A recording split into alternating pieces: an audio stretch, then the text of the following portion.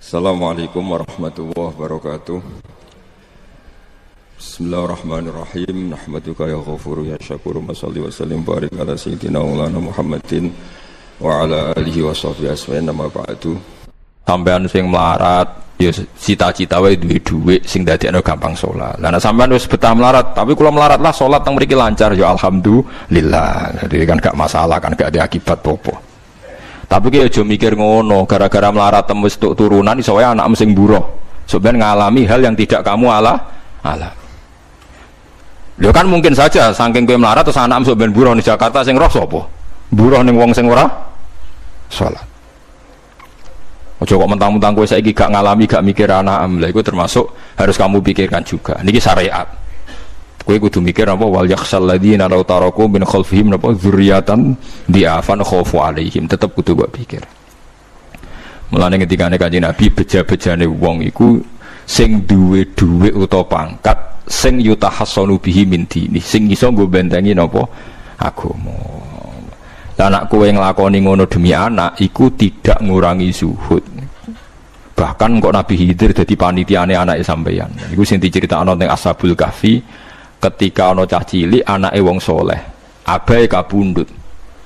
Abahe sempat nyimpen emas batangan, eling-eling kene. Dadi dhisik ana wong soleh mati nyimpen emas apa? Batangan ora. Mboten niki emas batangan ora, Mas. Disimpen nang tembok. Suatu saat tembok ini badhe rubuh. Konsekuensine nek rubuh emas batangane konangan. Nek konangan dipek wong dolim. Lha ape rubuh ditata Nabi sinten? Khidir. Nabi Musa protes, wong karuan tembok ape rubuh kok mbok tata, padahal penduduk kene iku wonge nakal-nakal.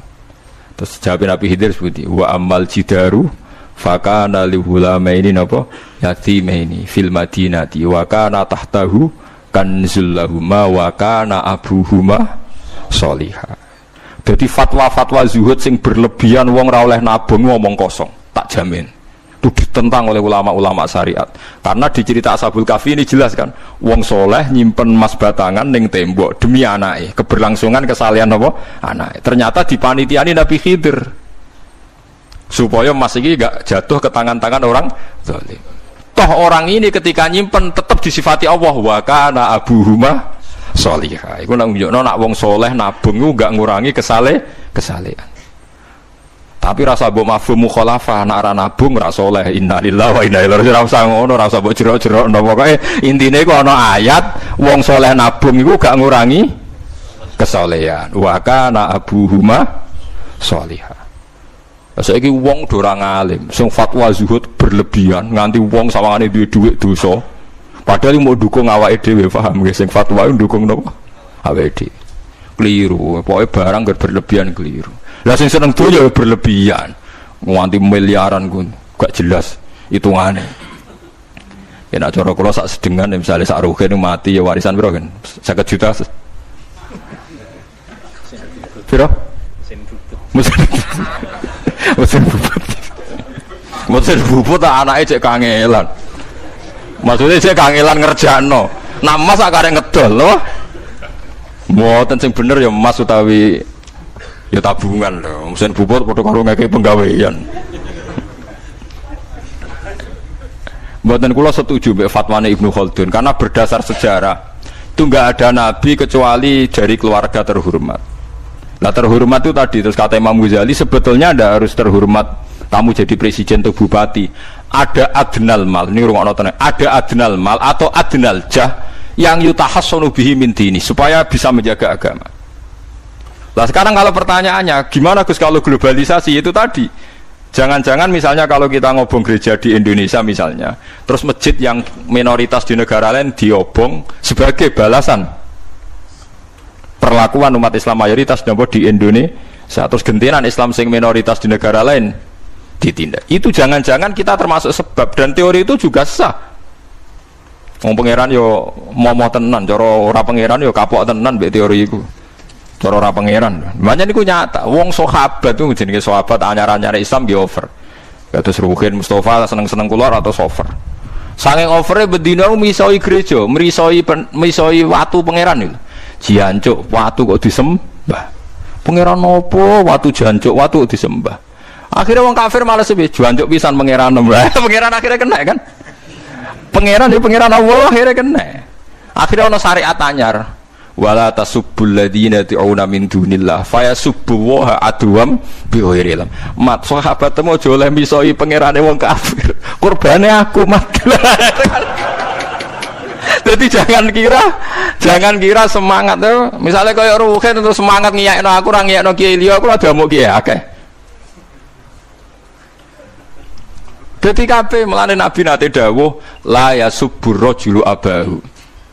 Wong jogeman misoi bapake. Sampai Nabi dibantah ya Rasulullah wa hal yasubur rajulu abahu. Mosok tiyang misoi bapake piyambak. Terus Nabi jawab ya subu abar rajuli fa yasubur rajulu abahu. Ya misoi bapake wong, akhire bapake dekne dipisoi. Ya mau misoi pangerane wong, akhire pangeranem dipisoi. Lah pangeranem ku sapa ora Allah kan?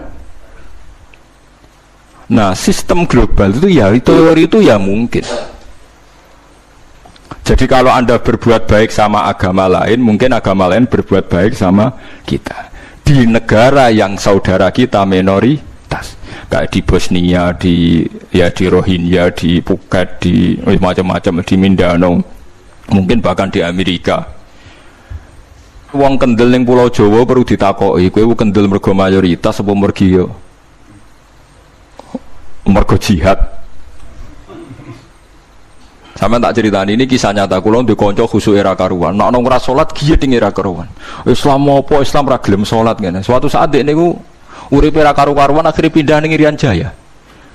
Ning daerah mayoritas Kristen. Bareng kenalan kabeh jenenge martune sapa Kristen-Kristen. Suatu saat kenalan mbek wong jenenge Kristen Abdul alhamdulillah padahal wonge ra salat. Mereka butuh tenan, butuhnya ketemu Islam, rasulah tak lah, sementing apa? Islam. Terus dia ini sadar, bener jenengan, Gus, gue gedeng wong rasulah itu mergo ning Jawa, Gus. Bareng ning Sumatera, ning di daerah Irian. Gak iso gedeng, gue gedeng wong rasulah tak ning Jawa, jajal ke saiki manggon Amerika. Ketemu wong asal padha Islam ya wis seneng. Lah iya artinya hukumnya wong gak ternyata ada ruang dan apa? Waktu. Ya kok kowe darani bojo mayu mergo ora tau metu. Kayak ngono.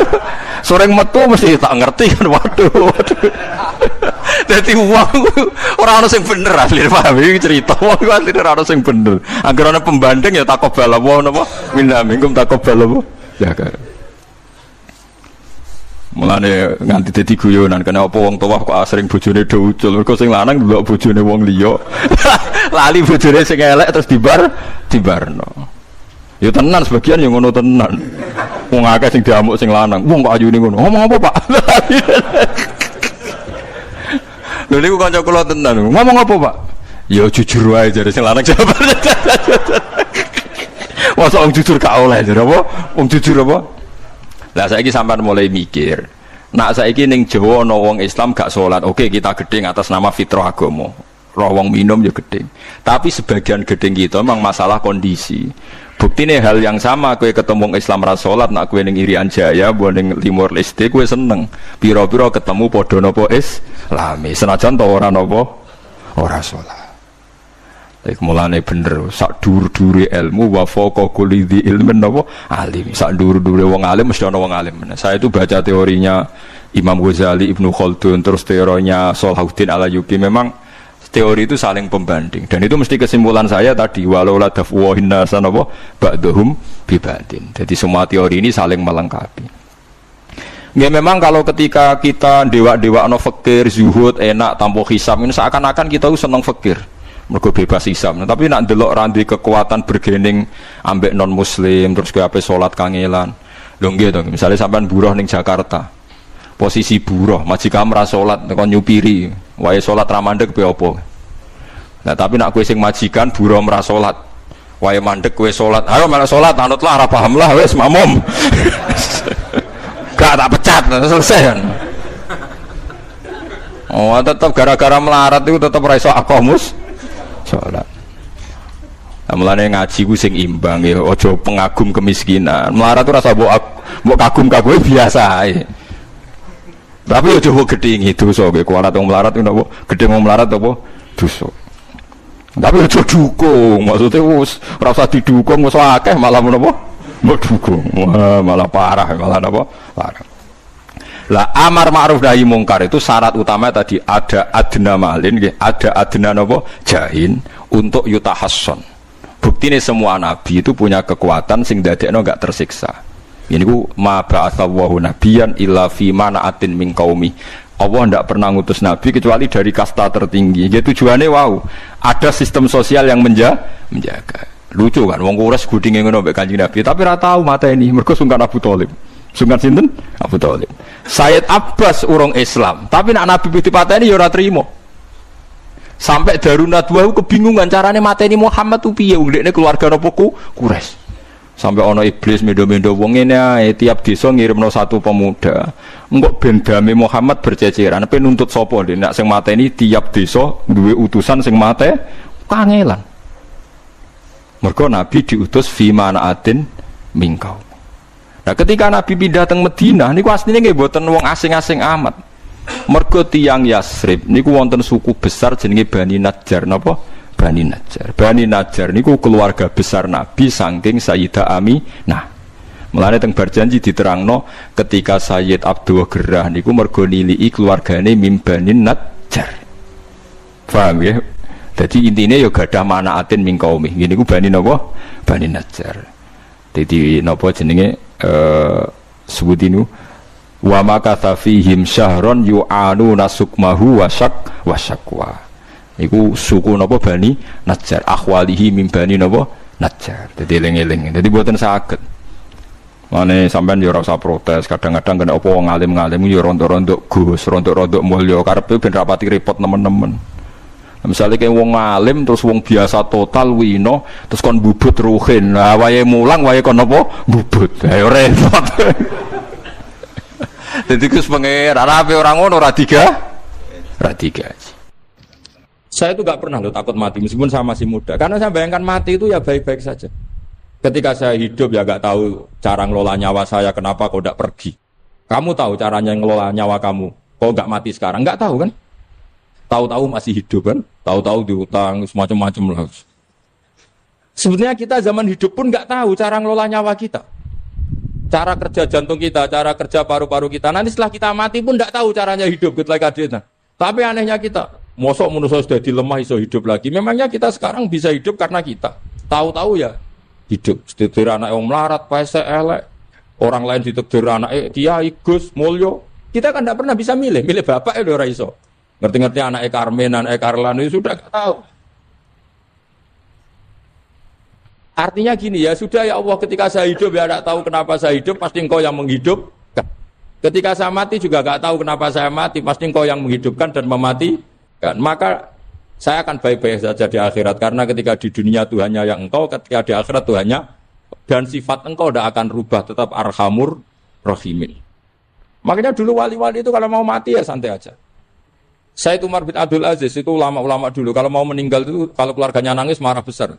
Memangnya mau kemana kamu nangisin saya? Lah kamu kan mau mati. Memangnya mau kemana kalau mati? Ya kembali ke Allah. Susahnya apa? Di dunia yang milik Allah, di akhirat yang milik Allah. Inna sholati wa nusuki wa mahyaya wa mamati lillahi rabbil. Yang aneh sampai harus melarat orang wani mati. Wah aneh tenan. Ya karena sampean tahu mungkin di akhirat lebih miskin lagi kan. Terus repot terus. Coba kalau dari awal kita menstatuskan diri kita biadillah, inna sholati wa nusuki wa mahyaya wa mamati. Tapi kamu salah status. Mengatakan kehidupan adalah momen untuk mencari kesejahteraan. Kehidupan adalah momen untuk cari karir. Kamu mensifati kehidupan secara salah. Jika kamu terjebak nyari karir, nyari kaya. Coba kalau kamu pakai mazhabnya Sufi, kehidupan adalah pemberian dari Allah untuk kembali kepada Allah. Kematian ya seperti itu. Akhirnya ya santai saja. Inna sholati wa nusuki wa mahyaya wa mamati lillahi rabbil alamin. Istri juga gitu. Saya itu tidak sombong. Saya itu mulai nikah sampai sekarang itu hampir gak pernah tukaran sama istri. Sama istri saya itu sering bilang gini, Gus kali-kali kalau saya ngamuk itu diwales, dilawan. Supaya saya punya musuh katanya. Betul ya? Ya saya bilang gini. Allah itu maha baik sama saya. Ketika harmonis, ganjaran saya ya lewat harmonis itu. Sehingga saya ngasih uang, menyenangkan Anda. Ketika Anda marah, ganjaran saya lewat sabar. Ya sudah, itu semuanya baik. Kalau kamu marah, saya tidak dapat pahala. Makanya kalau kamu marah tak dengerin, ini cara Allah membuat pahala tanpa bayar kata saya. Justru kalau pas rukun itu untuk dapat pahala harus nyervis, jajak nukokno kelambi mahal katanya. Boros itu pahala yang boros katanya. Tapi kalau kamu marah ini pahala paling murah, nggak usah biaya, dapat apa? Pahala, cukup sabar. Lu itu kalau terlatih lama-lama dapat ya biasa saja. Ulama dulu seperti itu semua. Imam Syafi'i itu pernah ada orang baik sekali sama beliau. Orangnya itu munafik padahal. Tapi kalau setelah keluar dari Imam Syafi'i dia memaki-maki Imam Syafi'i. Suatu saat dia tadi muji-muji jenengan tuh di luar maki-maki jenengan. Imam Syafi'i itu guyu. Guyu semuanya bukan alhamdulillah. Muridnya kan janggal. Ini dikasih tahu gitu. Alhamdulillah. Kenapa Imam Syafi'i dia kan di luar maki-maki jenengan? Berarti aku wong wibawa ning ngarepku rawani. Ya jadi dianggap enteng saja melihat. Berarti aku wong wibawa ning ngarepku ora wani. Ya sudah. Terus ketika ditanya, tapi itu kan bahaya bagi Anda karena memfitnah Anda gini-gini. Kata beliau, zaka Allah. Yang kritiknya bahaya itu hanya Allah Ta'ala. Yang lainnya enggak bahaya. Karena ini makhluk, dhaif, enggak penting. Loh kamu sampai tersisa dikritik orang karena kamu nganggap makhluk itu penting. Ini gobloknya sampai ya. Goblok segoblok-gobloknya. Coba kalau kamu mensatukan makhluk tetap makhluk, kritiknya enggak penting. Selesai kan? Selesai enggak? Ini problem Anda ada wali itu, kalau dikritik ya susah. Makanya ada wali itu problem menurut saya. Makanya saya enggak jadi wali itu kan. Karena hanya wali yang hidupnya itu la khaufun alaihim walahum. Ya. Orang dulu tuh semudah itu hidup. Gampang sekali. Dulu ceritanya di antara ceritanya manakibnya Sayyid Ja'far Shadiq itu, kalau ada orang memaki-maki dia itu dikirimi hadiah. Kenapa ya? Karena kebaikan kamu telah kamu berikan kepada saya, ini hadiahnya. Sampai malu yang kritik itu. Kan kalau orang rasani itu kan kebaikannya dikasihkan sama yang dirasani. Lah kamu kan ngajinya seperti itu, tapi dirasani kok susah. Harusnya kan kasih aja, ditransferi saja. Alhamdulillah. Ya karena kita salah menamain tadi. Sing rasani pembenci. Pembenci itu bahaya. Sehingga kamu mereaksi secara serius. Coba kalau kamu pakai hukumnya Allah dan Rasul. Pembenci itu pemberi kebaikan. Istri marah adalah pemberi kebaikan. Ada yang berani mulai meraktekan. Latih begitu terus. Insya Allah nanti hidup kamu barokah. Itu disebut wa'allama adamal asma. Dan itu yang diajarkan Rasulullah. Rasulullah itu kalau ngajarkan hidup itu gampang sekali. Allahumma ja'alil hayata ziyadatan li fi kulli khairin wal mauta rohatan li min kulli syarrin. Jadi kalau kita hidup anggap saja peluang untuk nambah kebaikan. Kalau kita mati anggap saja akhir dari semua potensi kejahatan kita. Anda sekarang mungkin tidak zina tapi potensi zina. Anda sekarang tidak korupsi, potensi korupsi. Anda sekarang tidak selingkuh, tetap potensi selingkuh. Lah, anggap saja kalau mati berarti akhir dari segala potensi itu. Alhamdulillah.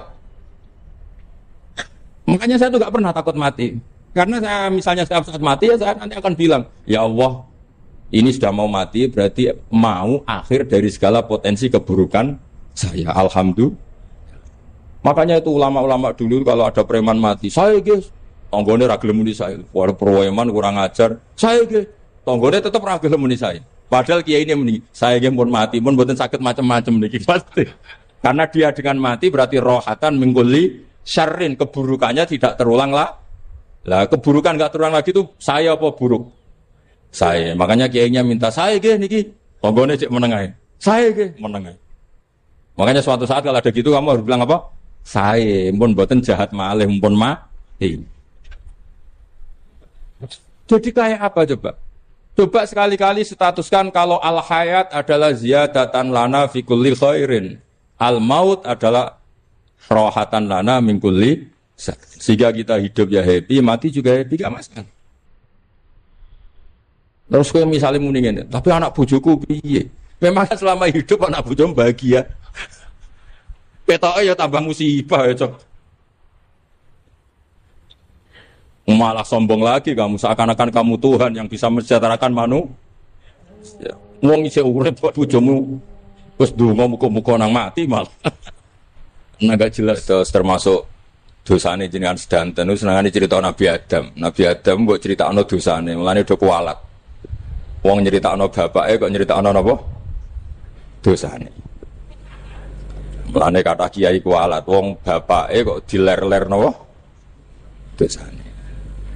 Mulane nak cerita Nabi Adam niki kedah sempurna. Terus niki kula cicil juz tunggal napa wa 'allama Adamal napa? Asma. Pertama kali hubungannya Nabi Adam kalian Allah Subhanahu wa taala ini hubungan mengajarkan nama sesuatu. Jadi sampean jangan pakai teori modern bahwa apa artinya sebuah nama. Nama itu penting sekali. Sekali penamaan itu salah, berarti Anda menstatuskan secara salah dan itu berakibat fatal. Jadi semua kesalahan manusia mulai periode syirik mensekutukan Allah itu karena kesalahan menyebut apa? Nama. Ini penting kolaborator. Jadi misalnya orang Arab itu ada batu tertentu yang dipahat disebut manat. Manat itu dari kosakata manan, pemberi. Yang satu disebut uzza, sesuatu yang aziz, yang agung. Sehingga akhirnya diperagungkan.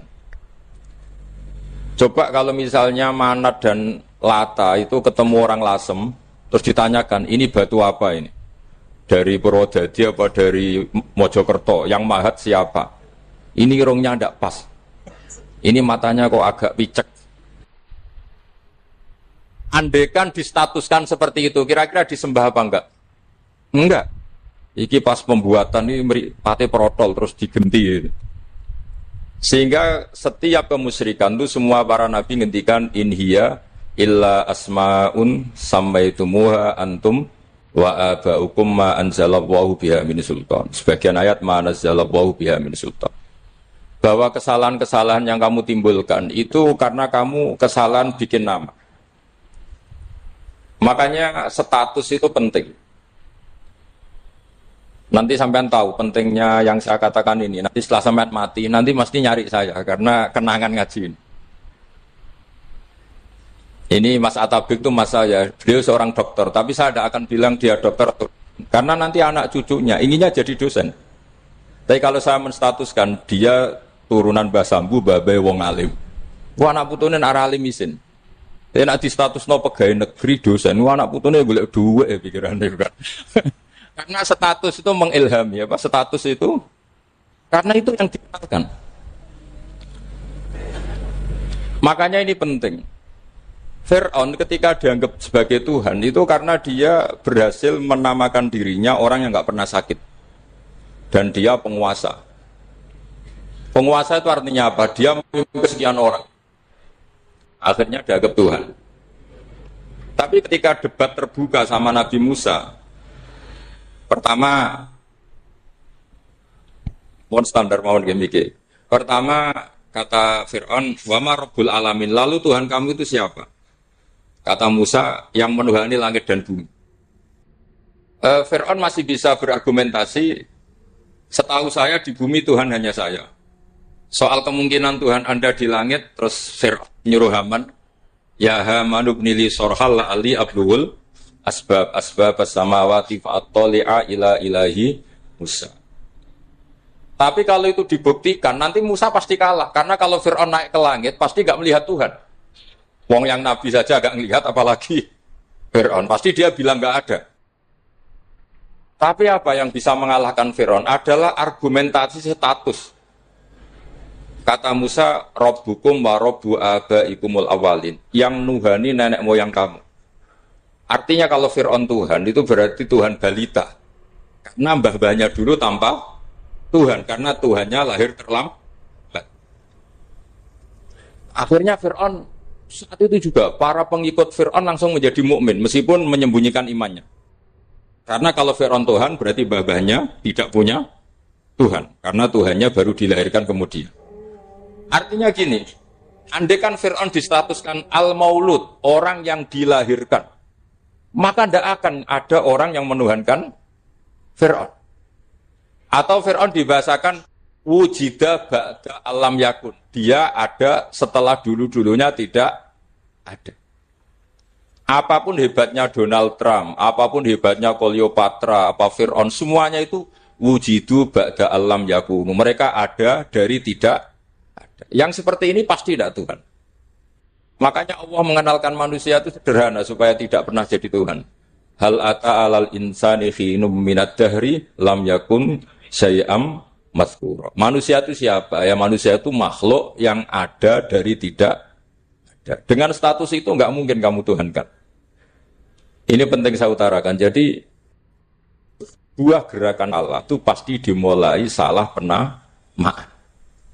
Makanya saya kemarin ketika Mbah Mun intaqala ila rafiqil ala, ketika beliau wafat, saya bilang ke anak-anak Anwar, statuskan Mbah Mun sebagai orang alim allama al-faqih, muridnya Sayyid Alawi, muridnya Mbah Zubair.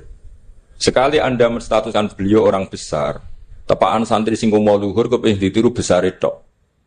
Nah, niru besar tok terus ana santri mau ita itu tok ngerasa gede repot. Sama, makanya saya nggak pernah. Sebenarnya saya tahu, Mas Atabik ini Mas saya itu dosen saya tahu, tapi saya tidak pernah ngomong dosen. Oh, anak-anak era menjadi wong alim, menjadi dosen malah langsung berarti wong alim, malah celokoman aja. Jadi karena salah status itu nanti panjang, akibatnya itu panjang. Makanya saya itu sebetulnya ya risih dikatakan Gus Bak itu orang alim, sebenarnya risih. Tapi saya senang saja. Sing seneng beniru alime, sing hasut takjak kompetisi. Jadi nikmati ya. Jadi sing seneng beniru alime, sing ra seneng itu hasut takjak kompetisi, takjak maca tafsir. Nak ra mriyang. Wong kono paling maca primbon mek terjemah. Ini penting. Jadi itu yang disebut wa'allama adamal. Makanya Allah itu mengkritik semua kesalahan manusia dimulai dari salah penamaan. Makanya saya kemarin Pak Bisbara sering bilang, kalau presidennya ini maslahat, kalau enggak ini enggak maslahat. Mana ada kemaslahatan ditentukan hanya oleh seorang presiden? Itu tauhid kita di mana? Memang kita secara syariat harus milih sesuai ijtihad kita. Tapi tidak usah dong menggantungkan kesejahteraan sama seorang makhluk, itu tidak boleh. Secara tauhid enggak boleh. Makanya ini penting sekali. Jadi enggak boleh orang salah nama. Kita tetap memilih presiden, milih kiai, milih siapa saja. Tapi tidak boleh menstatuskan manusia sama dengan status Tuhan. Itu bahaya sekali dalam ilmu tauhid. Saya teruskan ya. Nah ini sekaligus latihan tauhid sama latihan tafsir ya. Sampun nggih. Kula terusno malih. Pun santai mawon. Kula ki ikhlas ora ngarah gelo santai mawon. Wong umpama ora sida ngaji ora gelo apa meneh trimo mik rusak. Ndak, karena saya itu insya Allah ndak akan pernah salah nama. Saya punya cerita ya, tentang nama itu. Ketika seseorang baik sama tetangga, itu kalau sampean seorang mukmin yang mukhlis, mukmin yang ikhlas, pasti ya karena diperintah Allah. Saya ngajar seperti ini karena diperintah Allah. Baik sama pernah sepuh karena saya turunan Mbah Sambu, ya karena menghormati Mbah Sambu. Itu bagus. Sehingga dulu itu ada ulama, saya berkali-kali cerita, ada ulama punya tetangga itu berdua anak muda. Ya Ahmad, silahkan ke rumah saya. Datang. Setelah datang ke rumah pemuda tadi, kata pemuda tadi, ya Ahmad silahkan kembali, saya tidak butuh kamu. Kembali Imam Ahmad, dan santai saja. Setelah kembali sekian menit dipanggil lagi, ya Ahmad saya jadi butuh kamu, datang ke rumah saya, datang lagi. Setelah datang, saya tidak butuh kamu, silahkan pulang. Pulang sampai 3 kali.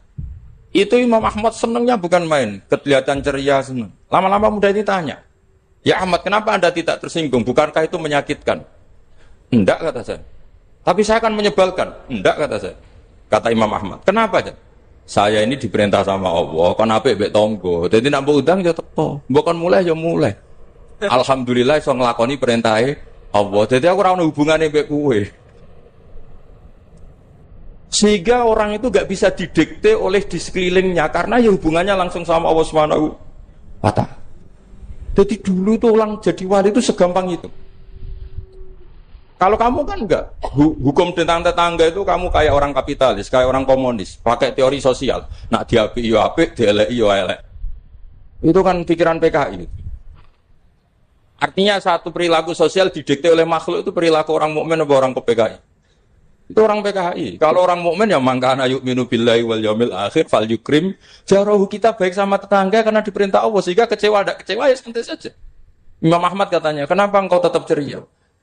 Aku ora urusan mbek kowe, urusanku mbek pangeran. Pangeran ngutus sampe mbek tonggo. Saya ulang lagi ya, terus tentang napa wa 'allama adamal asma. Jadi andaikan seorang manusia melakukan kebaikan karena dia makmur, amarahu wa. Kita diperintahkan Allah baik sama tetangga. Ya biasanya tetap seperti itu. Kita diperintahkan Allah baik sama. Sehingga ketika ngalami kayak yang dialami Mak Ahmad, kita santai saja.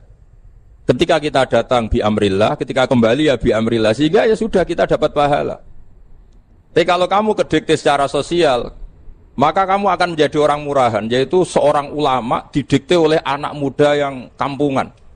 Justru kita kalah kan. Kita kampungan sekali karena kita ulama senengnya kalau disenengkan orang, mangkelnya kalau dimangkelkan orang. Artinya apa? Kamu didikte makhluk. Itu kerennya di mana coba? Kerennya di mana? Enggak ada sama sekali. Apalagi yang dikte trimo canom sing goblok sing desa. Kamu seorang ulama besar. Tapi kalau kamu hubungannya dengan Allah, dia muji kamu, alhamdulillah dipuji. Dia memaki kamu, alhamdulillah dapat pahala lewat jalur sabar. Kan santai saja. Sehingga saya berkali-kali bilang, setan itu untungnya tidak pernah ngaji saya. Kalau ngaji dia pasti ngerusak metode, merubah metode. Tapi saya tadi berdoa supaya ngaji ini nggak didengar setan. Setan itu ya goblok betul. Setan itu kan suka ya kalau anaknya kiai, cucu kiai dibikin konflik. Dia ngiranya dengan konflik pondok itu tidak solid. Ternyata enggak. Misalnya Mas Atabe konflik sama keluarga, Bani Lasem, terus ada yang minggat ke Papua kemana-mana. Namanya turunan kiai di mana-mana terbikin pondok, bikin masjid. Yang dulu masjid hanya ada di Lasem, barokahnya tukaran ada di mana-mana. Lah itu namanya setan itu salah perhitungan apa? Makanya gobloknya dia itu udah ngaji saya. Kalau ngaji tak kasih tahu itu bahaya itu. Bikin konflik itu bahaya. Iya betul. Islam ada di Indonesia itu ya barokahnya konfliknya sahabat. Sayyidina Ali dan Sayyidina Muawiyah itu konflik. Banyak sahabat netral yang ini menghindari itu mau ke Cina. Di Selat Malaka sebagian terdampar, terus ada yang ke Aceh. Ada yang ke Sumatera, namanya Sayyidina Ali. Makanya awal Islam di Indonesia dimulai Syekh Yusuf Baros itu. Kalau Timur Tengah nggak ada tukaran, itu tidak ada Islam menyebar kemana-mana. Nah setan ngiranya kalau sahabat tukaran itu nanti kacau. Ternyata enggak, malah Islam menyebar kemana-mana, barokahnya tukaran. Dulu Solo karena konflik ya banyak ulama yang ke Lasem kemana-mana, gara-gara Solo nggak kondusif. Akhirnya kayaknya keduman basambu, keduman macam-macam. Sedungak mawon kiai tukaran terus betul apa-apa. Yang penting ora bacok-bacokan, rasan-santetan wis. Wis pokoke rasan-rasanan ringan ya sudah itu bagus. Memang Allah bikin seperti itu. Enggak apa-apa. Kata Allah wala yazaluna mukhtalifina illa man rahima rabbuk. Kata Allah walidzalika khalaqahum. Ikhtilaf itu barokahnya masyaallah. Kalau saya setuju pendapatnya Mas Atabik, saya jadi dosen. Nanti yang ngaji tafsir siapa? Tapi kalau dia setuju saya, dia jadi ahli tafsir, yang jadi PNS siapa? Ya sudah, barokahnya khilaf. Dia jadi PNS, dia dapat gaji. Tapi gaji itu bisa dihitung. Kalau naik harus tambah prestasi. Kalau saya kiai min haitsu la yahtasib, pasti cepat kaya saya. Karena rezekinya kiai itu tanpa batas. Makanya haji saya itu plus. Saya itu tidak kaya, tapi haji saya haji plus. Masa tapi paling reguler. Karena rezekinya kiai itu min haitsu la yahtasib. Makanya saya pernah disoal sama teman-teman dosen di UI. Bapak kok berani pulang ke Rembang? Kiai itu kan rezekinya agak jelas. Kata saya justru agak jelas itu bagus. Kalau sampean kan konsisten segitu nilainya, kalau saya enggak. Kata saya. Jadi tak nikmati saja. Karena saya hamba Allah, bukan hamba negara. Kalau hamba Allah ya yang gaji Allah. Kalau hamba negara ya negara itu, negara sama Allah kayak mana? Allah ya sudah pinter berarti sudah. Jadi jangan pernah kita ini salah nama. Kalau salah nama itu bisa panjang. Makanya ada wali itu kalau dongo itu rontok kriminal, tapi malah pangeran seneng. Sampai dalam riwayat itu innahu yudkhiluni al-yauma salasa marat. Wali itu bisa menertawakan saya 3 kali. Itu kata Allah. Itu kalau dongo itu agak kriminal, tapi mesti mustajab. Tapi kalau kamu niru sudah tidak mustajab, karena ini KW, copy paste. Itu kalau dia datang ke Raudhah itu bilang gini wali tadi, ya Allah, saya ingin jadi orang baik. Jika engkau turuti doa saya, maka surra habibuk, kekasihmu ini menjadi senang. Tapi jika saya jadi orang jelek, surra aduwuk, yang senang itu iblis. Sekarang milih mana jenengan? Menyenangkan kekasih kamu apa menyenangkan musuh kamu? Itu semua riwayat. Terus kata Allah bilang ke Nabi Muhammad, karena wali kan ada alam roh. Wis kandhani wis susah jawab, coba lain itu gak gue. Segampang itu wali punya hubungan. Saya ulang lagi ya, tapi jangan ditiru. Karena kamu tidak wali, nanti setelah wali niru gak apa-apa. Ya Allah, saya ini ingin jadi orang baik. Kalau saya jadi orang baik, maka surra habibuk, kekasihmu menjadi senang. Kalau saya jadi orang buruk, surra aduwuk, musuh kamu menjadi senang. Tinggal engkau lah sekarang sebagai Tuhan, senang menyenangkan kekasih kamu, menyenangkan musuh kamu. Ya tentu Allah pilihannya kan senang menyenangkan kekasihnya. Terus kata Allah, sudah sampai situ aja doanya, jangan panjang-panjang, baca-baca malah repot. Semudah itu mereka hubungan dengan Allah Subhanahu wa taala karena mereka tidak pernah salah nama. Kalau kita kan tidak. Kita tidak mesti walinya, tidak mesti istiqomahnya, kiai saja karena diangkat MUI, bukan karena kiai betul, atau diangkat di struktur kepengurusan NU. Terus doa pakai namanya sendiri, ya Allah, saya ini ngitmai agama sudah lama, mbok ya Allah, saya ini jadi gini-gini. Status kamu itu belum ada di arsy. Ini penting saya utarakan, jadi nama status itu penting sekali. Sehingga semua kesalahan saya ulang lagi itu karena status. Ini penting saya utarakan karena sekarang itu banyak nama itu disepelekan. Saya itu sering sinau kamus, jadi saya termasuk menekuni tafsir itu diantaranya menekuni kamus. Saya punya kamus banyak, mulai yang dikarang orang setengah kafir, munjid itu kan, kafir tapi setengah. Karena timnya banyak yang muslim juga. Ada yang Virus Abadi, macam-macam. Yang saya kenang dari kamus, di antara kamus yang saya kenang tentu miliknya Said Zabidi, kamus Mukhid itu. Ada kamus milik saya namanya Mukhtarus Sikhah, itu dikarang oleh orang alim. Itu bilang begini, sama tak bedai sekarang, lafadz ilah itu maknanya apa? Tuhan kan? Tasniahnya apa? Dia bilang isim ini tidak punya tasniah. Dia bilang ilah, normalnya tasniahnya ilahani, jam'anya taksir alihah. Tapi kata dia nggak boleh. Lughat seperti itu nggak boleh. Karena kullusmin harus yadullu ala aini musammahu. Ilah itu nama tunggal untuk Allah. Sehingga karena Allah itu tunggal nggak boleh ada tasniahnya ilahani. Karena kalau ilahani berarti kamu nerjemah apa? Dua Tuhan. Berarti kamu nganggap ada Zaidun. Ketika Zaid dua kamu bilang Zaidani. Kalau banyak kan nggak pernah ada Tuhan dua atau tiga. Makanya kata pengarangnya itu Abu Bakar Ar-Razi itu kata beliau, wahadal ismu la musanna lahu wala jam'ah wa innama jama'uhu wa sannauhu katanya. Isim ini tidak punya tasniah, tidak punya jamak. Tapi kalau orang-orang katanya, orang-orang itu bilang ini ada jamaknya, ada tasniahnya. Ini penting sekali. Karena kesalahan itu enggak ada. Cara teori Quran itu kesalahan itu enggak ada. Yang ada adalah orang salah. Beda loh ya. Tak wari dadi wong pinter. Makanya ini sampai subuh, tak wari dadi wong pinter. Saya ulang lagi ya. Kesalahan itu enggak ada. Yang ada itu orang salah. Pernah ada enggak 1 tambah 1 15? Enggak ada kan? Tapi kalau orang salah bilang 15, ada. Pernah enggak putih ini hakikatnya hitam? Enggak pernah kan? Tapi kalau orang salah, misalnya Rabun bilang ini hitam, ada. Sehingga ini penting, ini dalam teori ilmu mantek. Setiap Allah menyalahkan mereka, itu kata Allah, yaqulu nabi afwahihim. Mereka itu melafatkan dengan mulut mereka bahwa Tuhan itu 3 misalnya, bahwa Lata Hubal itu Tuhan.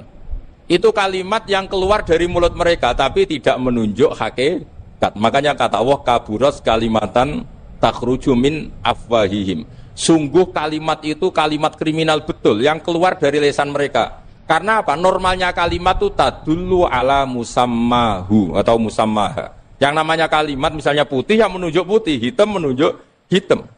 Nah, kalau Tuhan kok ditunjukkan ke batu, itu kan kacau. Tuhan kamu siapa? Hubal, itu batu apa Tuhan? Batu. Tuhan kamu siapa? Yesus. Yesus itu manusia apa Tuhan? Manusia. Makanya kata Allah, kaburos kalimatan takhruju min, mesti tulisannya iyaquluna illa kadiba. Ini penting saya utarakan. Jadi makanya kesalahan itu tidak ada, yang ada itu orang salah. Makanya kata Allah, ja'al haqqu wa zahaqal batil. Kalau ada hak pasti batil itu hilang. Tapi orang yang meyakini kebatilan banyak, tapi kebatilan itu tidak ada. Pernah ada enggak 1 tambah 1 15? Enggak pernah ada kan? Tapi kalau orang bilang itu ada. Ini penting saya utarakan. Makanya kamu jangan janggal. Kata Allah ja'al haqqu wa zaqal batil. Ternyata sekarang kebatilan ada di mana-mana. Barang batil itu enggak pernah ada. Yang ada pelakunya. Misalnya nyon saya misalnya gini. Zina itu mengenakkan apa enggak? Kata orang yang ahli nafsu mengenakkan. Tapi hakikatnya tidak pernah mengenakkan. Sekarang tanyakan yang pernah melakukan itu, yang terhantui dosa oleh itu. Hakikatnya menyakitkan apa mengenakkan? Menyakitkan. Tapi yang bilang mengenakkan ada, tapi hakikatnya tetap menyakitkan. Nah, semua kesalahan manusia itu dimulai cara membahasakan. Mengambil uang negara korupsi itu kata yang baru keturutan nafsu nih. Enak punya uang banyak, mengenakkan. Tapi kata yang sudah ketangkep, menyakitkan. Nah faktanya korupsi itu dihisap sampai akhirat. Statusnya itu menyakitkan apa mengenakkan? Menyakitkan. Andai kan orang menstatuskan korupsi menyakitkan, maka akan menjauhi korupsi. Makanya semua kesalahan itu dimulai dari salah memberi nama. Ini penting saya utarakan supaya kamu kalau menafsirkan Quran itu nanti terus benar. Makanya setiap kesalahan kata Allah apa? Kaburos kalimatan takhruju min afwai. Nah kalau kalimat itu nyata kata Allah kalimatu haqqin aliyana nahya wa aliyana mut wa aliyana nubas. Atau katanya istilah pangeran dzalika bi anna wal haqqu wa nama yatuna min dunihi wal batil. Nanti terus urut, sampean baca Quran nanti bisa kayak saya urut, konsisten. Yaitu tadi. Misalnya Fir'aun itu orang pakai status yang diajarkan Allah ke kita. Fir'aun adalah wujida ba'da alam yakun. Fir'aun adalah makhluk yang sekarang ada, tapi dulu-dulunya tidak ada. Padahal sebelum ada Fir'aun sudah ada bumi, ada langit, ada matahari. Sebelum ada Yesus, ada Isa, sudah ada bumi, ada matahari. Artinya apa? Zaman langit bumi ada, penyebabnya Isa apa enggak? Enggak kan? Karena dia ada setelah adanya langit dan bumi. Fir'aun juga gitu. Yesus juga gitu, semuanya begitu. Makanya Allah mengajari kita apa? Hal ata alal insani hinum minad dahri lam yakun syai'am madhkura. Katakan manusia itu siapa? Manusia adalah makhluk wujud yang dulu tidak ada. Sekarang banyak enggak orang yang sudah kaya sebelum Pak Jokowi jadi presiden, sebelum Pak SBY jadi presiden, sebelum Pak Karno jadi presiden? Banyak enggak yang sudah kaya sebelum? Banyak kan? Artinya yang mengkayakan itu presiden Pak Allah. Allah. Sekarang kamu miskin, kamu nggak bisa nyalahkan Pak Jokowi. Sebelum Pak Jokowi presiden kamu sudah miskin. Ya, artinya yang memiskinkan itu presiden apa takdir? Takdir. Makanya wa anna ila rabbikal muntaha wa annahu adhaka wa abka wa annahu amata wa ahya wa annahu khalaqaz zawjaini dzakara wal unsa. Jadi kita miskin ya karena kehendak Allah, kita kaya kan semua itu karena Allah. Tapi kita terjebak hukum modern. Nak presiden iki sejahtera, nak iki ora. Ya mungkin secara bahasa syariat mungkin ada benarnya, tapi kita ini kan dilatih ilmu hakikat. Tak ulang malam 13 Dzulhijjah masuk ilmu cek syariat tok. Kok gak pinter-pinter buang cek gobloke kan gitu. Kenapa nama itu penting? Begini. Alam yang dipakai Quran, alam itu nama ya, alam mangkul. Semua alam. Wah nanti subuh tak jamin pinter nih. Tapi saya tetap mau setengah jam. Karena saya tahu sampai subuh pun kira-kira ya tidak pinter, jadi ya setengah jam. Jadi nanti kalau kamu ditanya, kenapa tidak pinter? Mari Gus Bak mulangnya mau setengah jam. Gitu. Punya alasan. Kalau sampai subuh kok gak pinter kan? Goblok banget nanti subuh orang pinter. Ya nak orang-orang bilang gitu. Lah anak saya ngomongin, oh mesti salah metode, gurunya yang salah. Diulang orang pinter-pinter, mesti salah sih mulang. Gitu. Pala repot lagi nanti. Saya beri satu teori bahwa nama itu penting. Rasulullah itu pernah guyon gini. Ini guyon betul ada di hadis Sahih, ada di juz 3 di kitab Bukhari. Allah itu kalau ingin bully, Allah itu suka bully, suka goda orang. Kalau ingin bully orang kafir itu menamakan kekasihnya namanya Muhammad. Makanya Nabi pernah guyon. Ala ta'jabuna kaifa yasrifu wa anni satma quraisin wa la'nahu. Kenapa Anda nggak pernah berpikir bahwa Allah begitu mencintai saya sampai bikin nama untuk saya itu nama yang membingungkan semua orang kafir? Karena kalau Abu Jahal nyari Muhammad mana itu kalau kamu tahu bahasa Arab berarti artinya kan orang terpuji mana? Padahal Abu Jahal itu menghindari kata orang terpuji. Jadi bingung dia. Muhammad kamu jancuk, coba kamu terjemah. Wahai orang terpuji kamu, itu kan kado semua. Makanya Allah itu suka bully. Jadi kata Nabi Muhammad, kamu tahu betapa Allah itu mencintai saya dan bikin bingung orang-orang yang menghujat saya. Karena mereka kalau menghujat saya tetap menamai Muhammad. Itu coba kalau kamu tahu bahasa Arab, mana Muhammad orang yang berarti kira-kira kalau Abu Jahal Misa itu jancuk kamu Muhammad. Berarti artinya apa? Wahai orang terpuji, kamu jancuk. Ini kalimat yang kacau kan? Akhirnya Abu Jahal pinter. Kalau nyari Muhammad bilang gitu. Ya mudammam, enal mudammam. Makanya kata Nabi, yastamu namudammaman wa yal'aunu namudammaman wa ana Muhammad. Akhirnya Abu Jahal kalau nyari Muhammad, enal mudammam, mana orang yang tercela? Akhirnya orang-orang tanya, mudammam itu siapa? Muhammad itu loh. Akhirnya dia keliru lagi. Ya Muhammad itu loh. Akhirnya ya bilang Muhammad lagi. Jadi kayak apa? Makanya itu saya mangkal kalau sama orang dan anaknya Kiai jenenge Agus karena ya tetap diceluk Gus. Karena ya saya itu punya teman itu gak Gus, mangkalnya bukan main sama anaknya Kiai. Dia punya cita-cita anaknya nanti dinamai hanya Agus saja. Supaya semuanya manggil. Terus nanti yang hasut ya bilang Gus. Kayak kemarin pas Pilpres itu macam-macam. Tapi ini penting saya utarakan, jadi nama itu nggak boleh salah, status juga nggak boleh salah. Makanya saya ingin misalnya anaknya Kiai kok jadi pejabat, ya sudahlah jabat itu. Saya betul, saya sampai sekarang dengan Gus Yasin itu ya tetap nyucup. Saya bilang ini putra guru saya, ini Gus saya. Saya tidak pernah membahasakan beliau wakil gubernur. Bahayanya nanti suatu saat, oh ini mantan, kan repot. Jadi ini penting, status itu penting. Orang sekali salah status itu bahaya, ke depan itu bahaya sekali. Karena tadi saya bilang, tadi misalnya banyak kan anaknya orang-orang alim alamah, terus anak cucunya jadi dosen atau jadi doktor gitu. Terus ini yang jadi status. Nggak boleh seperti itu. Ya sudah, dokter secara akademik, dia jadi PNS karena kestatusan itu, tapi di keluarga tetap saja status alimnya saja. Atau mudawimul khairi, mudawimul tahajud. Mudawimu apalah, ini selalu tahajud, ini selalu deres, ini selalu ibadah. Sehingga anak cucu kita ya kenangannya itu.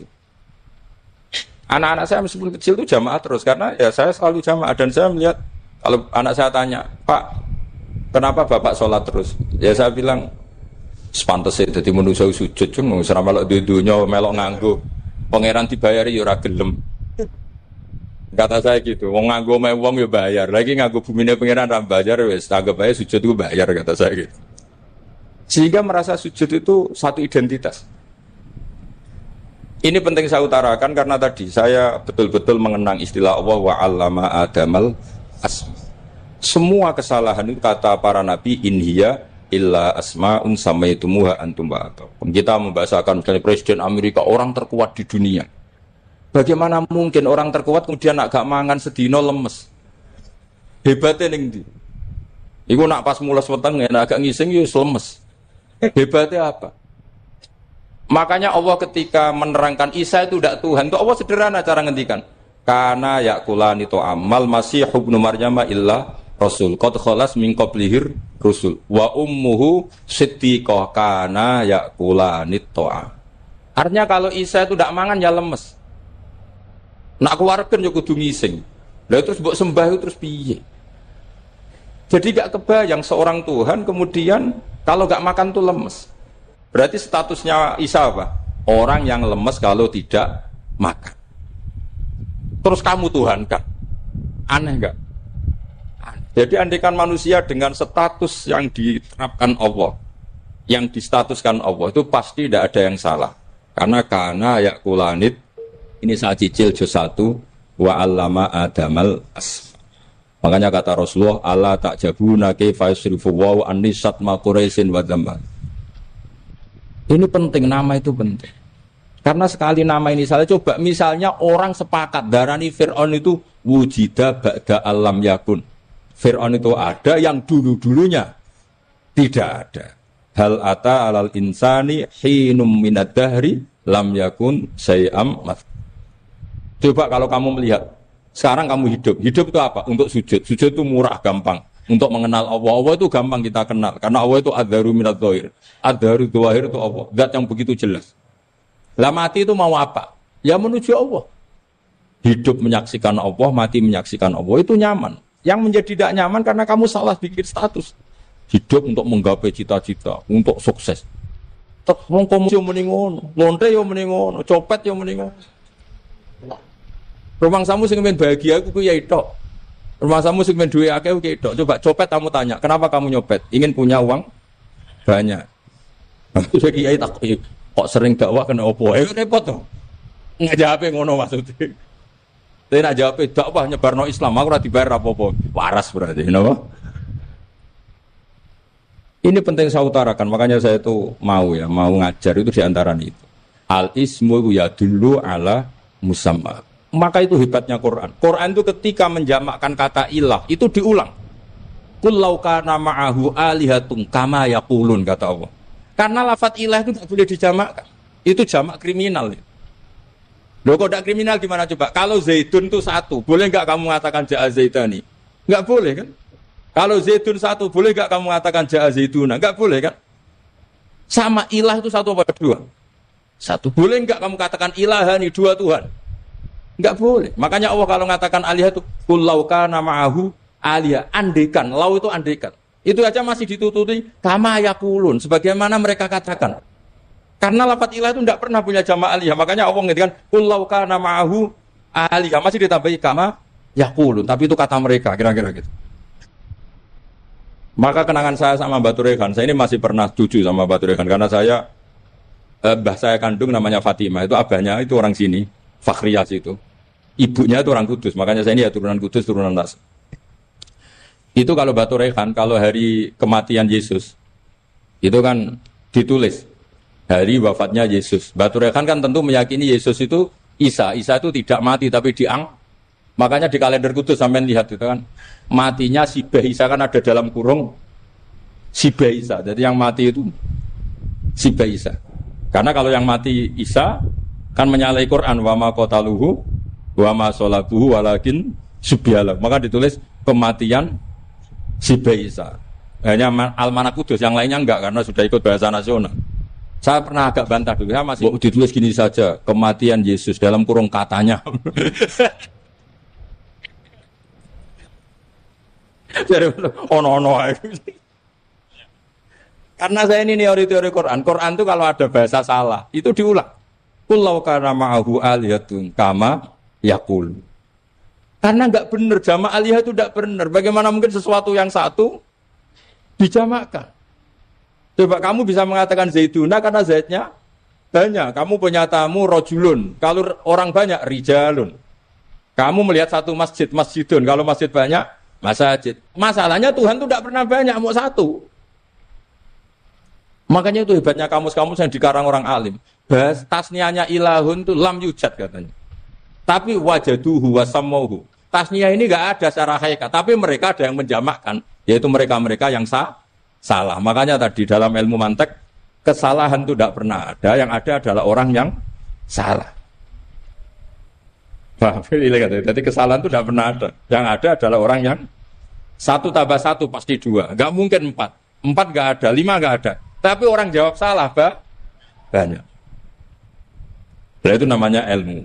Ya, makanya yang namanya ismu itu mesti ya dulu ala musamma. Andai kan orang mengatakan Lata Uzza, ini batu yang dipahat oleh si A. Dulu pesennya di Muntilan, batunya dari Mojokerto. Dulu pas bikin tangannya protol terus di semen, di lakban. Bisa nggak jadi Tuhan kalau dengan status seperti itu?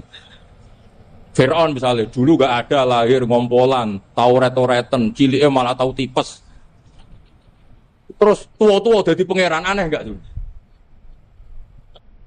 Jadi semua, makanya setiap kemusyrikan itu kata Allah, inhiya illa asmaun samaitumuha antum wa abaukum ma anzalallahu biha min sultan.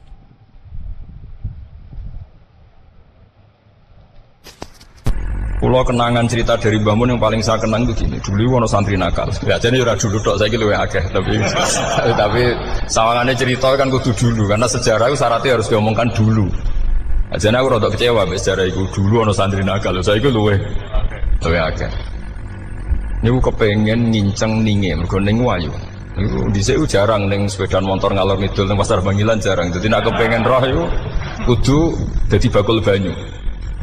Terus bakul banyu karena satu-satunya cara roh wong ayu kudu dadi bakul banyu nyamar. Kalau jauh ini ngisine ning jero jeding. Jadi kadang ya roh ninge rajil bapan macam-macam. Kiai ini wali tenan, bukan wali debutan, bukan wali senior, namun wali betul. Nah, sama saya jadi wali kan serono kuota wali, segelem ragelem jumlahnya supaya tetap ada terus diangkat nonton mawon wali. Ini bertahun-tahun. Kiai ini ngerti, seneng mergo digratisi, juga ergo murah. Kiai ini ngerti, nak iku niat elek.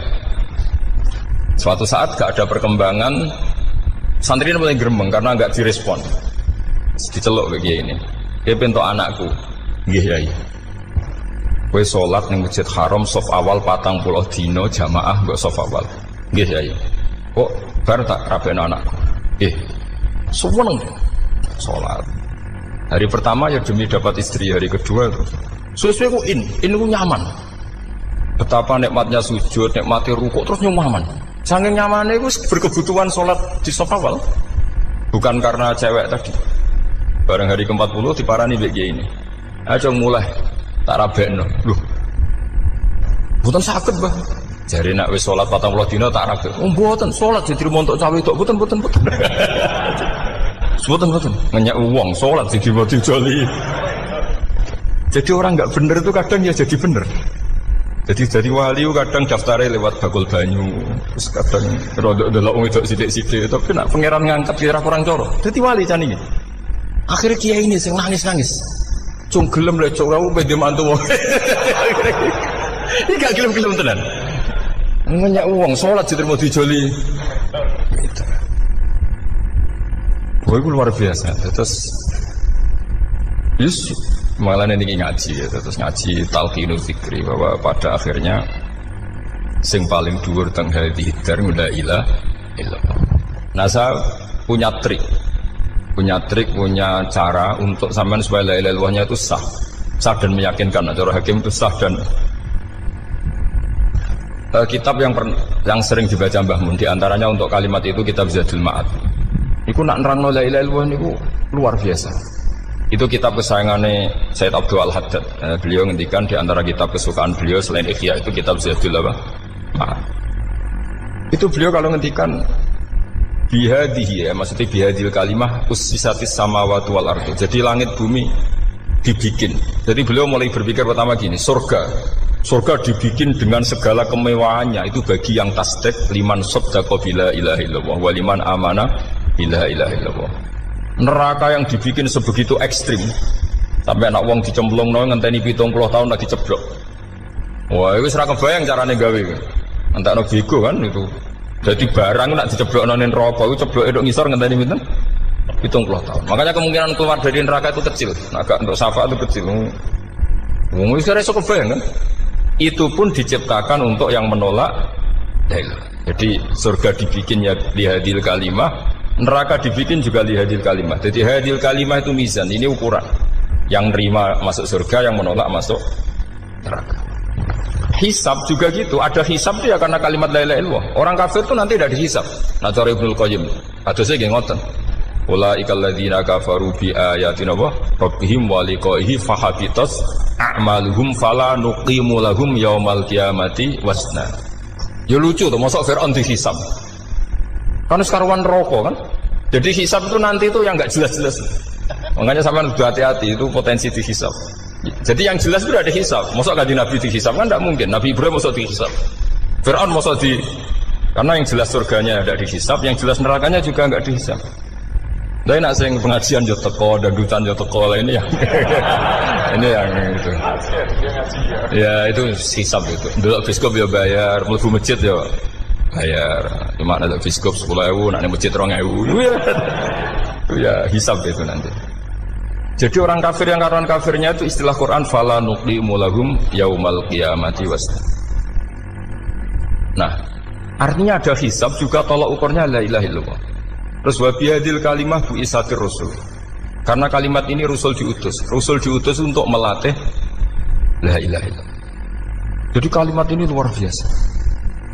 Tapi setelah jadi tahlil terus yang mau coba ngantuk, terus jumlahnya kakean kan, terus akhirnya gak sakral.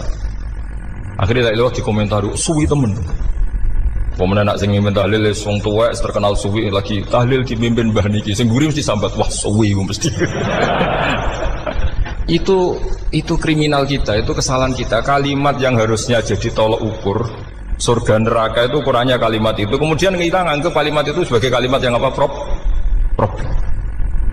Iku aja sampai ya. Makanya kalau suwon sing mimpin tahlil aja suwi-suwi. Istilah ilmu ping telu hadir terus bar.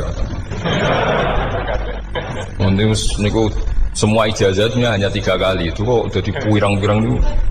Tapi nak la ilaha illallah tolong gak hadir tak baleni neh dadi 6. Kok gak hadir? Jebule ping 1000 pun ndak hadir. Lah ini yang masalah. Sekolah waca ndak ini supaya sampean ngerti kalimat itu menjadi kualitasnya bagus ndak itu karena cara pandang. Itu tadi kalau sampean mikir surga dibikin semewah itu dengan fasilitas bidadari secantik itu, semuanya kelas A, itu ya bagi yang menerima la ilaha illallah. Neraka dibikin se ekstrim itu juga bagi yang nolak. Jadi ini kalimat pembeda, makanya kalimat tuh hakin alaiha nahya wa alaiha namun terus wabiha atau wa alaiha ini jajah gini usumnya usum wabiha atau wa alaiha tren ini gini wa alaiha atau wabiha apa asal wa alaiha enggak yang di sini umumnya alaiha nahya wa alaiha namut wa alaiha atau wabiha wa alaiha atau wabiha. Oh berarti orang jelas prinsipnya, gak jelas. Jadi kalau suwon Mbah Mun sepuh-sepuh niku fi akhiri hayati nu sering maos talqinu zikri.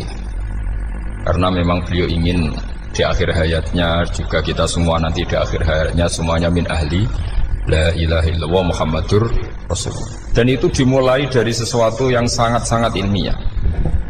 Yaitu tadi dimulai kenapa surga dibikin untuk sing iman la ilaha illallah. Kenapa neraka dibikin untuk yang menolak la ilaha illallah. Kemudian Rasul diutus untuk melatih la ilaha illallah. Nanti ada azab ya karena menolak la ilaha illallah. Ada maghfirah karena yang terima la ilaha illallah.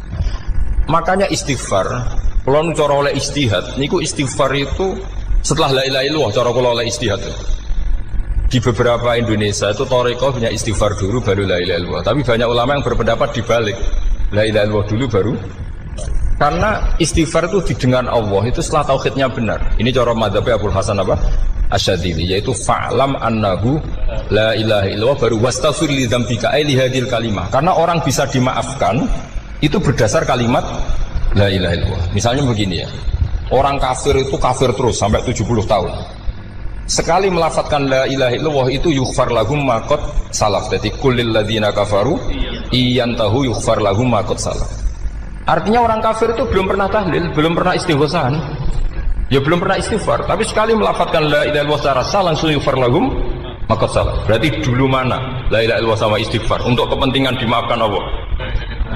La ilaha illallah cara madzhab Abu Hasan Asyadzili karena alasannya wong kafir sing kafir wae tanpa istighfar asal kalimat la ilaha illallah benar langsung yughfar lahum maqad salaf.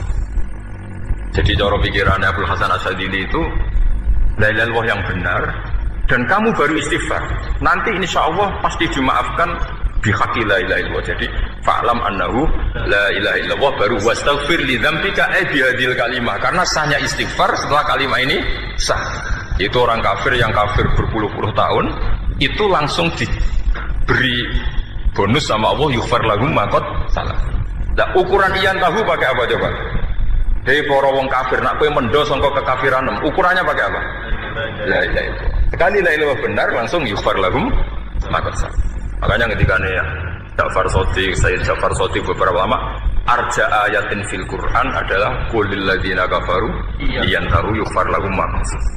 Jika mau ini kan abad sisa malaikat dia wong kafir 70 tahun Gusti mau celek luah pisan langsung jenengan sepuro mosok kalau imam tahlil buatan jenengan sepuro ya tapi maksudnya nak malaikat tapi kau golek wajib lah gue mari perkara itu mulai masalah kan suara ikhlas itu mulai masalah nak sing guri malah menang tapi kau mau celek luah agak gremeng mergo kesu suwen Dan nak kesuwen wong gremeng sing dosa sing tahlil apa sing gremeng? Sing tahlil ya melok dosa kok kesuwen, sing gremeng dosa wong kalimat thayyibah kok digremengi. Nah, terusno sing ngundang ya melok dosa pisan ribet kan? Ya ora ono fikih ngono ya ora ono. Maksudnya kula cerita daripada rawan dosa ya mendingan la ilaha illallah sing ora gremeng. Carane piye? Sing mimpin ya sing fasih sing cepet. Ngene insyaallah. Oh teng desa kula anggere muni tahlil ben Gus Bakso nang kabeh, mesti cepet, dijamin mesti cepet. Kula ya sering ngomong, aku cepet lah luwih mandi sing suwi. Mergo suwi mari dosa gremeng lho, perkara.